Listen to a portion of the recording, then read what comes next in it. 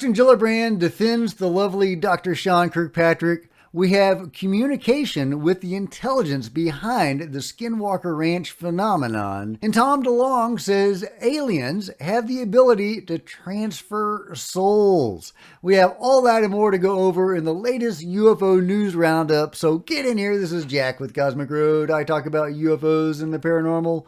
Please hit like. Please subscribe, share on social media, and let me know what you guys think in the comments below. Okay, let's just get right to it. Here's Kirsten Gillibrand at a recent speech talking about AARO and Sean Kirkpatrick and whistleblowers and all sorts of stuff. And so I don't know if we'll ever get to the bottom of it. I don't know if we'll ever get the information about special access programs that are need to know only, that Congress is not read in on.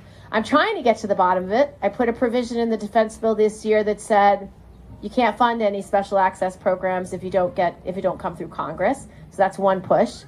And then the other push is just trying to get these whistleblowers to talk to the guy who's head of AARO, who's very competent and very capable. The last way I'm going to try to find out is the way AARO is going to operate, because we keep seeing all these drones and weather balloons and spy balloons, is we're going to get better sensors. We're going to get better sensors on our aircraft, better sensors. Okay, so Dr. Sean Kirkpatrick is extremely capable and competent, according to Kirsten Gillibrand, and she is going to continue sending whistleblowers to him because he's not at all the fox guarding the henhouse, and he's exactly who we should be sending whistleblowers to, even though she talks about whistleblowers being reluctant to go to AARO earlier in this same speech.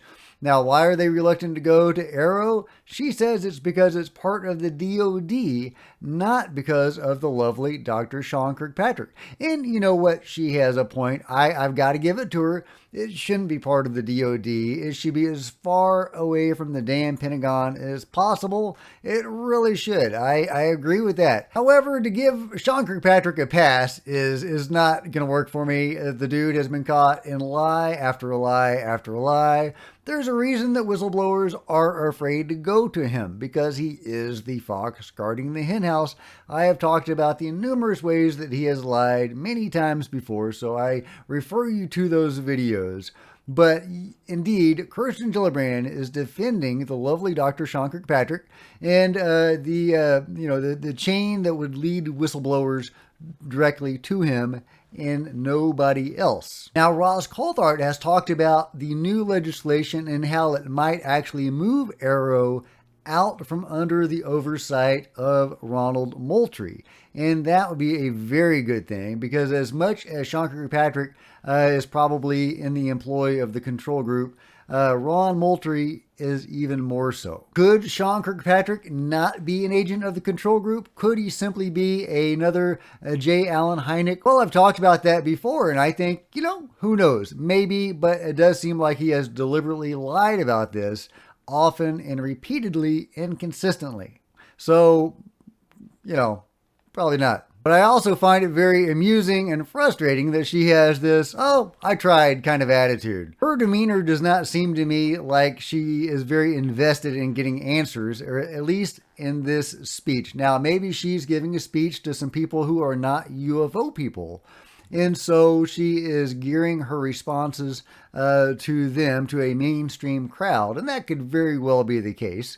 However, her shrugging answers to these, important questions don't really work for me, and they kind of raise a lot of questions, especially in conjunction with her defense of Sean Kirkpatrick. Representative Tim Burchett long ago said that members of Congress on both sides of the aisle had been compromised on the U.A.P. issue. And at the time, the leading voices in Congress were Marco Rubio and Kirsten Gillibrand on this issue.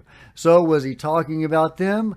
I don't know. What do you think, guys? But I did have to play a few seconds of this for you. I can't play for very long, but people are already memeing it up with Kirsten's speech. And we have dead aliens, and we have crashed aircraft. What? Okay, that's as much as I can play, probably, without getting a copyright claim. But, yeah, it's hilarious. Okay, and here we have Tom Delong talking about some spooky stuff. Tom DeLong is replying to another tweet, and he says, except they can bend the fabric of space-time, manipulate and control antimatter reactions, contain and transfer the human soul, alter and progress the human genome, and timeshare our consciousness. Must be like 3 years ahead of us. Obviously a flippant response, but what he says in there is mind-blowing and really kind of crazy and alarming. But it is also something that many experiencers report. They say that the beings refer to our human bodies as vessels, as containers, apparently for our consciousness or for consciousness in general, and that they have the ability to transfer our souls or consciousnesses out of our bodies. Indeed, there's one experiencer that I remember. The beings were doing some sort of experiment, some sort of procedure, where they transferred his consciousness into the body of a non-human. And it was in some sort of vat or something, and he was looking out at the world from a different body. And ultimately, of course, they transferred him back into his original body. We don't know why they were doing that, what the experiment was, if it was simply to prove that they could do it, or, how that procedure should work best. Who knows? He didn't know. But, that and other testimonies from experiencers do show that they seem to have this consciousness transferal ability, and that they often, or not often, but repeatedly, they have talked about human bodies being containers, apparently for the soul. So do they have this technology? Do they have this ability? Well, of course, it's hard to say from the outside looking in. The evidence does seem to suggest that they do have this ability, and Tom is not wrong. Now, to say they is like a monolithic statement, right? Calling them they as in they're all the same thing. Well, the phenomenon from my point of view is not monolithic. It's composed of many different facets. There's different races, different agendas, and different technologies and different abilities. So it does seem like some subset of the phenomenon does have this ability. Do they all have this as part of their agenda, or as something they are working on, whether it's an agenda or not, just something they're tinkering around with? Let's see if we can transfer some souls. Let's go have a beer and talk about all those souls we transferred or experimented on. Yeah, well, is that what's going on, or is it a real agenda, and that is why they are here? Well, a lot of these beings do seem to come from somewhere else. As I talk about a lot of these beings seem to come from other dimensions, higher dimensions, and maybe thought of as more metaphysical beings, even spiritual beings, if you like. So could they be here for a spiritual purpose or a metaphysical consciousness-based purpose? Entirely possible. There's a lot of evidence to support that they are here for something like that. But again, we're on the outside looking in. Hard to say for sure, but it's definitely a good thing to keep Tom's statement in mind that they do have this ability. In other news, some people are continuing to analyze what we have of the missing flight MH370 data, the FLIR and the satellite video. Now, the FLIR may or may not be real. I went through yesterday about how maybe it has been debunked, but some people think that it has not been debunked and that it is legit, and they are actually studying it, and they have found something really interesting. So let's go over it. The rotating heat signature of the orbs line up with the gravity trails in front of them. What? What are they talking about? Well, I think they're talking about those little dark spots that you can see coming out of those orbs. They're saying those are the gravity trails. What do you think, guys? Are those gravity trails? And it's just is on loop. It's just gonna repeat. So is that what's going on? Is that what we're looking at? Those dark things coming off of those orbs that may or may not have made this craft vanish? Is this proof that this is not a hoax, that that they probably wouldn't have gone through the detail of creating gravity wells for these objects Possibly. On the other hand, I think that any explanation for this event, any anomalous explanation for this event, really has to account for the debris that has been recovered from this craft. So, if it was taken intact to another place and time or dimension or what have you, how did that debris get there? Was it somehow planted? I don't know. I kind of hate reporting on this story because I do feel it might be disrespectful to the families who actually have missing loved ones that were aboard this plane. However, it is an important story if true, if UFOs are making ships vanish. And there have been actual cases that I know about where they have made fighter jets vanish. So it's not a huge stretch to me that they could have made this plane vanish. Of course, in those cases, they were being fired upon by these fighter planes, and they displaced them. Sometimes they brought them back, sometimes they did not, according to what I've seen. So could they have done the same for this plane? Well, the plane wasn't attacking them, so why would they have done this?